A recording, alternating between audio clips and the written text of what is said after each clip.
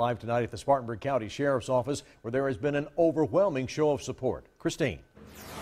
Tom, it's really been unbelievable. People have been coming here all day, dropping off water and non-perishable food items. Around noon, we spoke with Sheriff Chuck Wright. He said he'd received about 25,000 water bottles. And like I said, people have just been coming through and bringing ever since then. So obviously that number is higher. About 45 minutes ago, the first shipment of non-perishable food items and water went down to Florence and Columbia. We saw that leave. And the sheriff said this is really a sentiment, something to be able to see how the community is really coming together.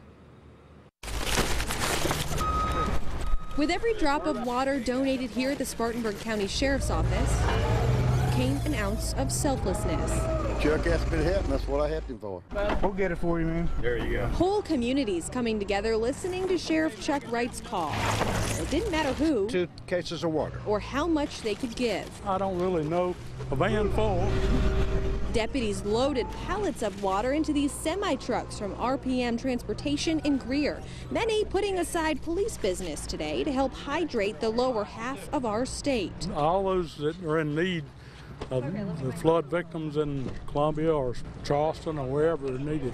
Should be good to go now. Craig Penland owns a business in the upstate, and for him, this flood hits home. I was in college when Hugo hit, and I remember what it was like, and I remember the nation coming together, and especially our state coming together, and I wanted to make sure that we're helping those in Columbia and Charleston and Myrtle Beach. He's making sure his business isn't the only one showing their support. It feels good that we're helping those in need, especially within our own state, because South Carolina always comes together in tragedy.